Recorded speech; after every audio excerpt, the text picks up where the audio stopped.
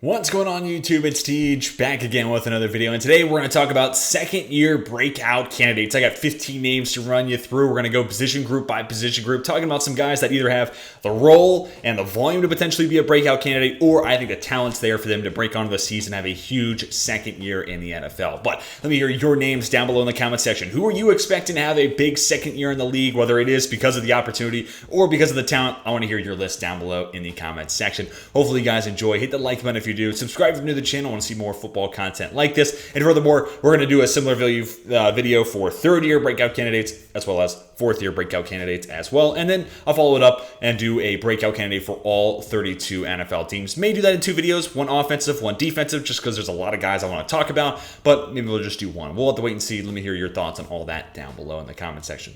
So as I said, we're going to go position group by position group, and we'll start with quarterback, and there's only going to be one. And I feel like this is going to obviously rub a lot of Atlanta Falcons fans the wrong way. And look, I mean, Desmond Ridder definitely could be the breakout candidate. And to be honest with you, I wasn't going to include a quarterback because just that 2022 class wasn't all that great. I'm a Steelers fan, but I feel like what we saw to Kenny Pickett last year should be about what we're expecting this year. So then it really comes down to it's probably not going to be Malik Willis. It's not going to be Matt Corral. And then it's Sam Howell and Desmond Ridder. And maybe it's just because we only got to see one game of Howell versus 4 of Ridder that I'm a little more optimistic about what Howell could be. Additionally, going back to my 2022 quarterback rankings, I had Howell as QB2, Ridder as QB3, and they were kind of the two different types where I was like, hey, it's a bad quarterback class, go for the upside. That's why I had Willis and Howell 1 and 2. If you're going to take a shot, go for the guy with the upside. And then 3 and 4 were my quote-unquote safe plays, Ridder and then Howell. So you could put Desmond Ridder in here, but because I'm more intrigued by the arm, the running ability, and the upside that generally Sam Howell, I believe that he has, I will go with him as my breakout candidate. And plus, like, I mean, it's him and Jacoby Brissett. You know, like the competition's not all that stiff. They bring in Eric Bieniemy as the new OC. Like this, it feels like they're kind of gearing up to see what Sam Howell really is, more than just what they got to see in that last game of the year last year against the Dallas Cowboys. So, you know, if it's rough early on, they may turn over Jacoby Brissett. And to be honest, there might not be a second-year breakout quarterback just because that 2022 QB class wasn't great. But I am very excited to see what Sam Howell has in store, and I think there's a lot of tools and traits to be excited about if you are a Washington fan. And we're actually going to go to another Commanders player, and there's just 2 teams that have multiple players from. Everyone else only has, you know, one team, one player, at least of the people mentioned in this video. But there are 2 Commanders and there are 2 Titans, just to get that out of the way. But Brian Robinson Jr., as I cover up his, you know, the end of his suffix of his last name, I'll move myself real quick. But I just think as the course of last season played out, after he just made an amazing, you know, rehab and recovery from being shot. I mean, not a headline that you see all that often, and hopefully we don't see all that more often, especially coming into this upcoming season and just in general, right? But he rehabs from that. And game by game, every game he played, I felt like he got a little bit better. By the end of the year, I was like, you know, Antonio Gibson's a player I'm intrigued by, but if they were to just say, hey, J.D. McKissic's going to be a receiving guy, Brian Robinson's going to be the early down guy, I'd be like, yeah, they could probably get away with that. They could probably use Antonio Gibson then as a trade piece or something. But now, you know, McKissic's a UDFA, so it's probably going to be Gibson in that receiving role, Brian Robinson as the, you know, early down run specialist, all that sort of stuff. So I think he's got both. I think the volume is definitely there, especially on first and second downs and when they want to run the ball, which this is a team that's coached by Ron Rivera, who, you know, has a good defense on one side of the ball and is starting a, you know, second-year player in his first full year as a starter. They're going to want to run the ball a lot, and that's already something that Ron Rivera is trying to keep as a big part of his philosophy as is. So I think the volume's definitely going to be there.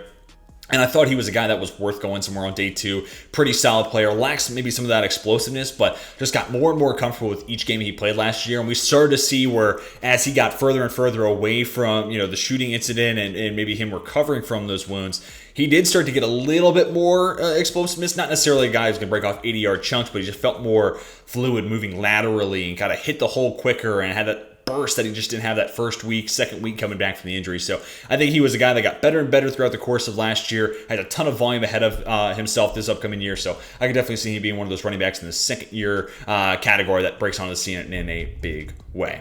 All right, leaving now running back, let's go ahead and talk about wide receiver. One of our 2 Titans is going to be Treylon Burks. And I will say honorable mention here to Kyle Phillips. I was really close to putting Kyle Phillips on here, but you know, it came down to it. I was like, the day 3 guy they drafted or the first rounder, who are they going to prioritize in this offense? more than likely the first rounder. But I will say, Kyle Phillips is a guy who tore up the Shrine Bowl, really shifty route runner, slot only guy at UCLA. Like, he just checks a lot of those boxes to be pretty good. And for a wide receiver room that needs any and all production it can possibly find, don't be surprised if Kyle Phillips is actually somebody who kind of breaks on the scene and becomes a little bit more of a household name than he is right now.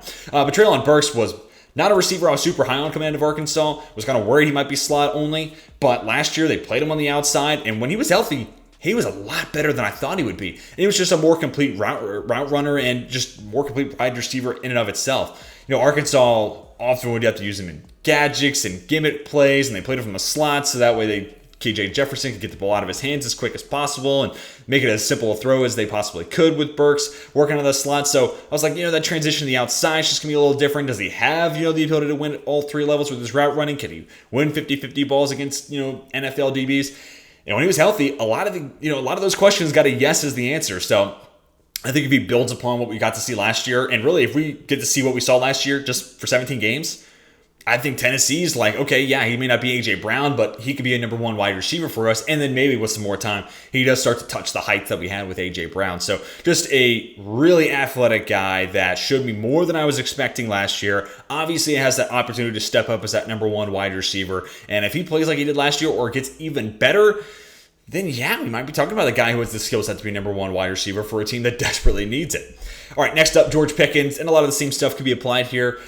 Pickens was an awesome talent, and felt like every week he was just making this ridiculous highlight play that was blowing up Twitter, and people just had their jaws on the floor every time the Steelers suited up, and in specific, every time Pickens suited up. So yeah, he's got that insane ball tracking, spectacular catch ability, but he's a good athlete. He can win inside, he can win outside, can work the sideline, can be a threat between the hashes. I mean, you name it. I think you can ask George Pickens to do it, and obviously showcased a lot of early chemistry with Kenny Pickett as well, which will go a long way.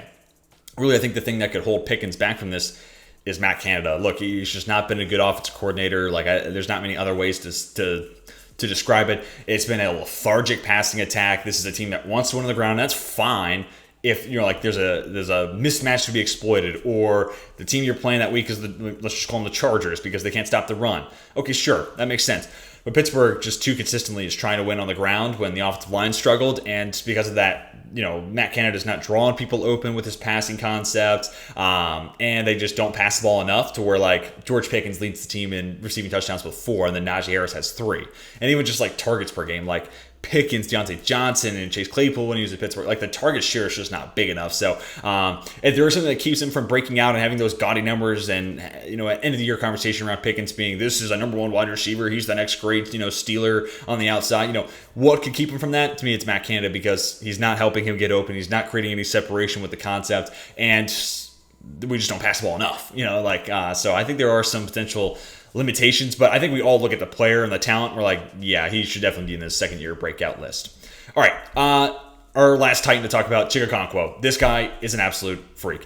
Love the athleticism and great run blocker too. So he's a natural fit for Tennessee just because he can do what they want. And this is another team that wants to win on the ground, but I just think it's a little different. They've been able to have a pretty good run blocking line over the last few years, and Derrick Henry's a freak. So I think it's worked more on their strength. Also, they got to play the Jags for 2 times a year. They got to play the Texans for 2 times a year, when those two teams, up until last year with Jacksonville, just had run defenses that were just abysmal. So they kind of played in the right division for that play style as well. But Chig Okonkwo, because he's a good blocker, it's going to be a guy that plays all 3 downs.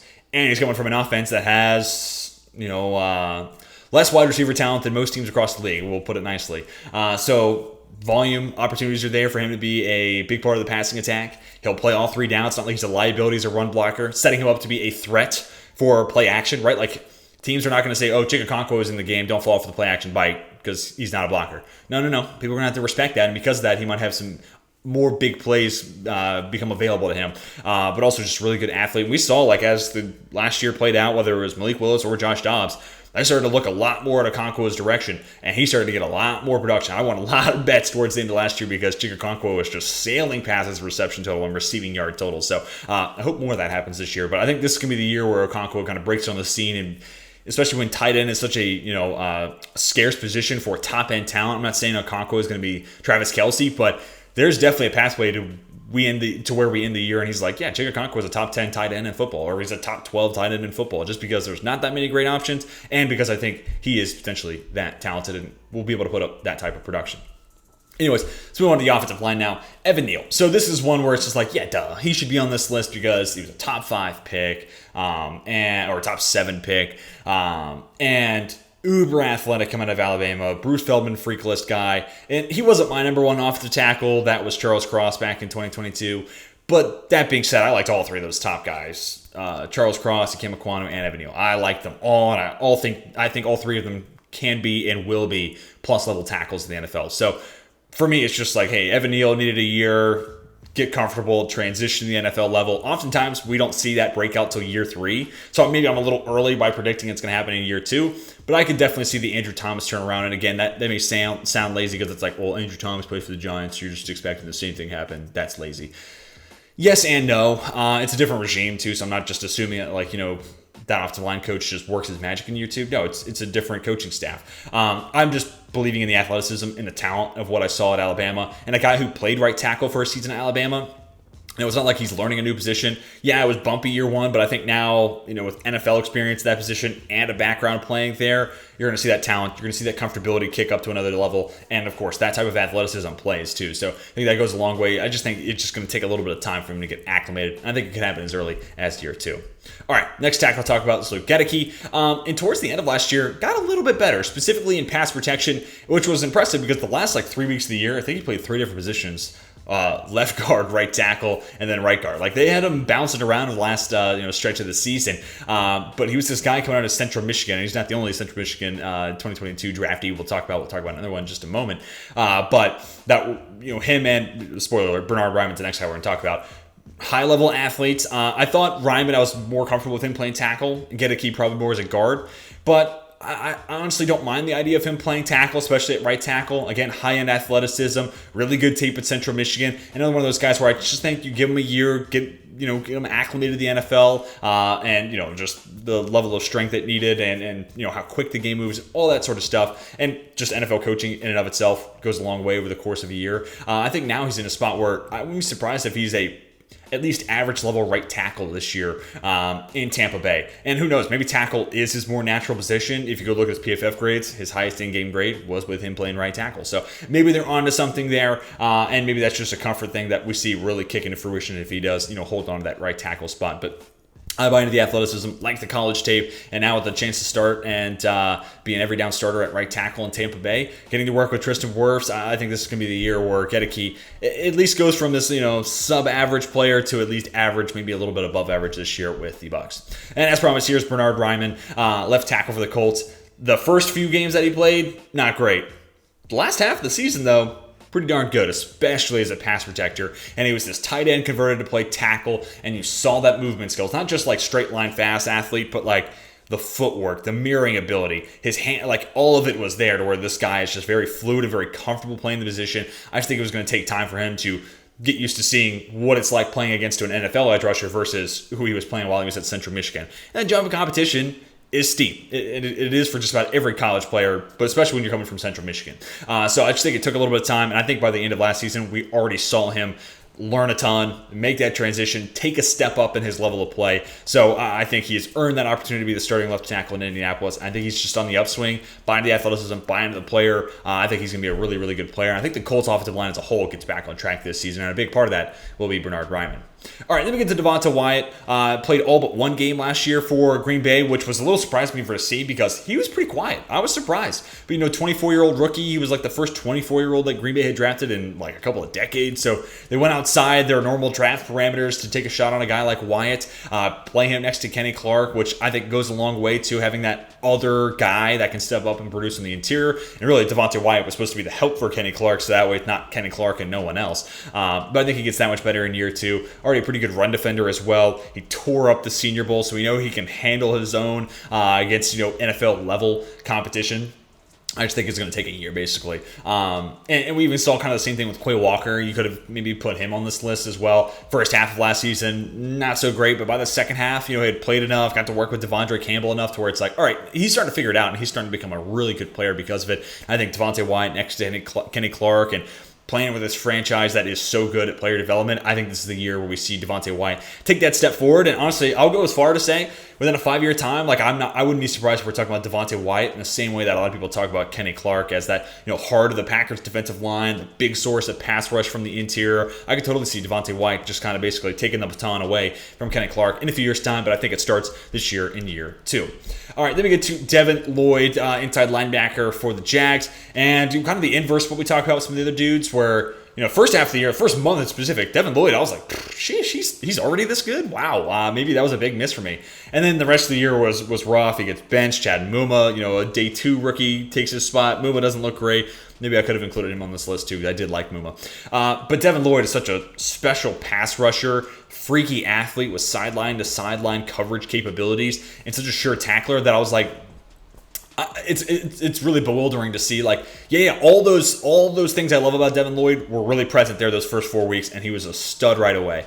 And then all of a sudden, it's just like he just was never in the right spot, was taking too many gambles and not having enough of them pay off. And it's just like, where'd all that go? So, maybe it's a time thing, and maybe it's, the position he plays. Linebackers, I think that's the position that gets picked on the most in the modern NFL. And especially if you're a rookie, I think teams are going to target you. So maybe it just became a change in focus and he became the punching bag for opposing offenses when they played the Jags. Maybe. But I think he's a really smart football player, and he's so good in so many different areas that I can't see a world where in year 2, we're not talking about at least one of those high-level traits I saw in Devin Lloyd becoming something of conversation and something we're bragging about with Lloyd, whether it's his coverage capabilities or him as a pass rusher. I think one of those two things comes through in a big way this year, and we're talking about him as at least somewhat vital part of that Jags defense, which, right now I think most people would assume that the Jags are going to win the AFC South. So he may be a big contributor on a playoff team, which is really nice to say. All right, next up we get to Nakobe Dean. I'll be quick with this one. This one makes a ton of sense. Look, if not for the fact that he's sub 6 foot and he's kind of light, like there's no way this guy with his college tape falls to the 3rd round. Like there's just no shot. If you make him Devin Lloyd size, he's going to the 1st round pretty comfortably. Well, because of, a little bit shorter, a little bit lighter, he falls a little bit. But just go back to his Georgia film, great in coverage, can shoot gaps up the middle, great tackler, really instinctive, great leader as well, and was the mic for the Georgia defense and the greatest, college defense of my lifetime, I'd argue of all time. Yeah, that's a guy who can play. And I think also, like, Philadelphia gave him a year to kind of just be a special teamer, learn the game, get comfortable within a defense, which there's a change of DC, but nonetheless, get acclimated in that environment, see the NFL and its speed at which it's played. I think all those things just make him that much better. Sure, I would like to see him a little bit more last year and see how he would, stick and see how good of a player he is right away. But by waiting and kind of limiting how much of the field he sees, I don't think it's necessarily hampering him. And if anything, maybe that does make him a little bit better here going into year 2. But love the player coming out of Georgia. Thought the Eagles stole him in the 3rd round, and now he's got the chance to start. So got easily one of the first names I put on this breakout candidate list. All right. Anyways, then we go on to Derek Stingley Jr., another one of the first names I put on here because, look, he was taken in the top 3, and he wasn't as good as Sauce Gardner, who went the next pick. But, look, Derek Stingley Jr. I had ranked as a slightly better prospect, but it was close between him and Sauce. Both these guys should be free. Like, both these guys should be legitimate shutdown number 1, all pro level cornerbacks. We just saw it from Sauce right away. Not so much from Derek Stingley Jr., but I also think bringing over D'Amico Ryans and that type of a leader, but also that type of a defensive mind makes him that much better as opposed to him just sitting and playing, Lovie Smith's cover 2 nonstop. I think he's in a defense that's going to take more advantage of his athleticism, his press ability, and also, this is, we're still kind of waiting to see him get back to freshman year at LSU. Derek Stingley Jr., but all things considered, the jump in competition, I think his rookie year could have been way worse. Like, I still don't think it was like a dumpster fire and like, okay, this guy might be a problem. Like, we might not be able to, like, we might have to move on from this pretty quick, right? No, it wasn't that bad. And especially considering he was the number 1 corner, like, he was getting a lot of the harder assignments for that defense. And again, also playing in a scheme that I don't really think is totally made for him in cover 2 versus let's let this guy play some press man, right? So I think a change in defensive coordinator as well as, just head coach in general with D'Amico Ryans, a change in the scheme, and just going into year 2, I think that all kind of comes together and sees Derek Stingley Jr. take a huge step in the right direction. But, he's a guy taking the top 3, so another one of those type of candidates here. Not a first rounder, but not too far off. Early 2nd round selection, Andrew Booth Jr., had that hernia issue that prevented him from testing.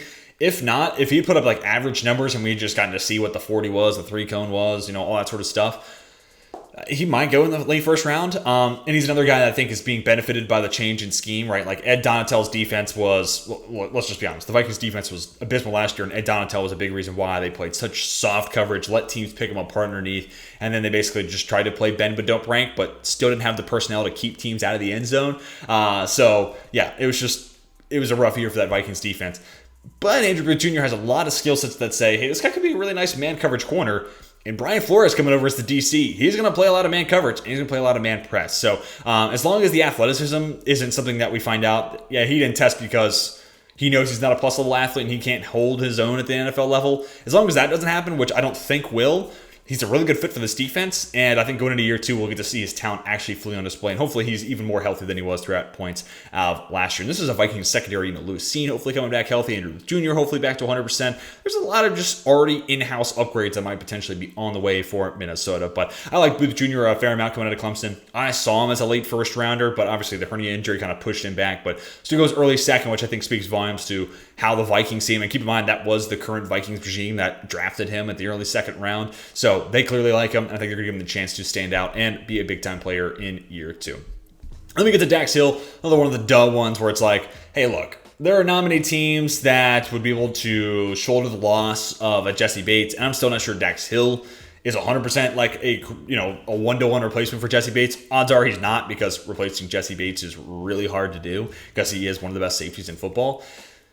But Dax Hill, if there's a guy to do it, like I think that's one of the players from the 2022 class that could develop into that. And especially now, he's got a year under his belt. We got to see him play a little bit of corner, a little bit of safety last year. The Bengals were moving him around. I think he's got the athleticism to potentially play outside corner. Would be a great nickel corner down the line. Definitely has the big playability and the long speed, as well as agility and quickness just in general. Be a true free safety like Jesse Bates and just read the eyes of a quarterback, read plays that develop in front of him, and go make a play on the football. Like, he's got that natural athleticism to cover a ton of ground and make those big plays. Good tackler as well. Can line up all over the field, which I've already mentioned. Yeah, like it's going to be really hard to replace Jesse Bates, but if there's a guy to do it, Dax Hill is as good a candidate from this 2022 class, maybe the best candidate to do something like that. So I think the Bengals drafted him at the end of the first round for good reason. This is a team that's really good at addressing current needs while also future-proofing their roster. And I think they drafted Dax Hill with the thought in mind for him to be that Jesse Bates replacement. And if they trust him, this is a team that hasn't had a whole lot of misses of late. So yeah, I'll trust them as well. All right, now we're going to talk about KERBY Joseph. And look, go back to week 18, that Lions-Packers game on Sunday Night Football. I think he was the most targeted player from Aaron Rodgers in that game, which is, unfortunate for Packers fans and pretty awesome for Lions fans. And I think another reason why he's going to be in for a huge turnaround is or just a huge breakout season, because he was already playing really, really well at the end of last year. You look at all the additions they made, right? A couple corners in Cam Sutton and Emmanuel Mosley, a couple safeties, Brian Brandt, CJ Gardner-Johnson. But even those safeties, they're more nickel corners, strong safety types. There's no one coming for his spot as the over-the-top free safety. Aaron Glenn coming from New Orleans, where they ran a ton of single high free safety looks with Marcus Williams. That's going to be KERBY Joseph's role. And like I said, we already got to see, not only from the Packers game, but the last 6 to 8 games last season, this dude was a big play machine. And if you were to test them deep down the field and test his range, it was a poor mistake to make. This guy could literally be anywhere on the field, it feels like, in a blink of an eye, because he's just that quick and that fast.